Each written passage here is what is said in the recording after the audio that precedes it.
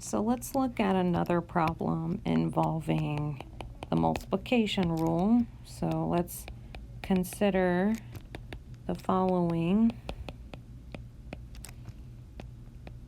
nested loop. So it's the loop will be for I from 1 to 4. And then inside of this loop, I'll have for j from 1 to 3. And then I'll have some sort of statements here in the inner loop.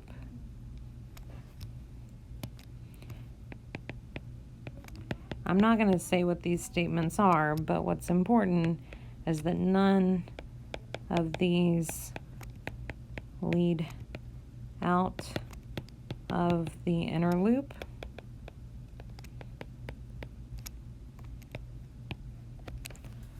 And then this inner loop will end next j and then next I.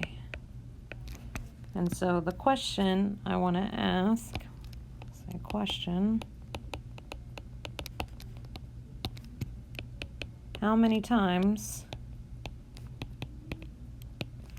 will the inner loop be iterated when the algorithm is implemented and run?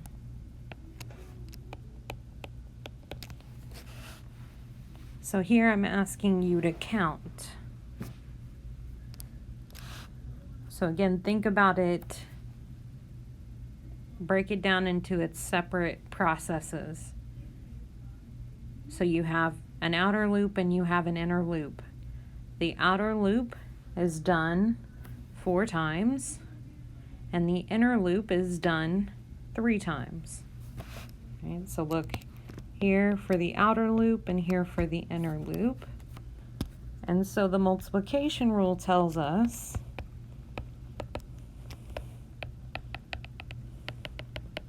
that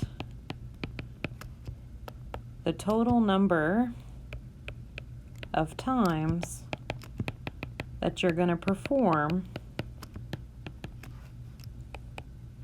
the inner loop is the product of these two. So 4 times 3, or 12. So in total, the inner loop is done 12 times. So you could see this, if I break this down into maybe a table or visual way, you can see this. So I is the outer loop and j is the inner loop. So I starts off being 1, and then you go and do the inner loop. The inner loop is done when j is 1, 2, and 3. So when I is 1, you do the inner loop 3 times. Then when I is 2, you do the inner loop for j equals 1, 2, and 3. Again, it's done 3 times. When I is 3, again, the inner loop is done 3 times. And when I is 4, the inner loop is done 3 times as well. So in total, if I look across the bottom, there's 3 times the inner loop is done here. It's done 3 times here, 3 times here, and 3 times here. So if I add up these, I get 12. Again, there are 12 times that the inner loop is done. So the last thing I want to say about the multiplication rule is just a note. Sometimes it is difficult or impossible to apply the multiplication rule.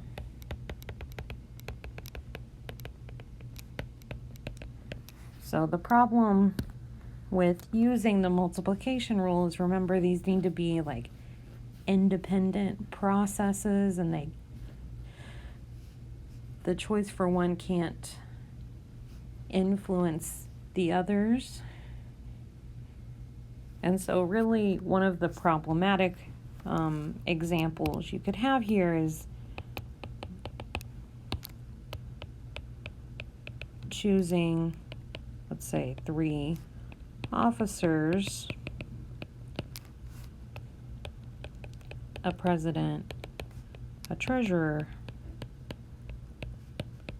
and a secretary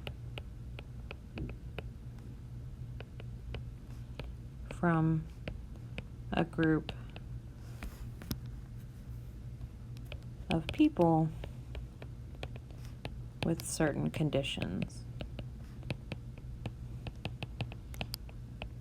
So here, the positions are not all the same. So there's not just, 3 blanks. They are distinguishable.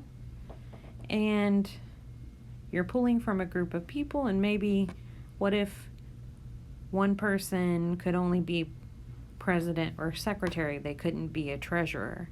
And so then it gets a little bit more complicated, and it's not so straightforward to use the multiplication rule here.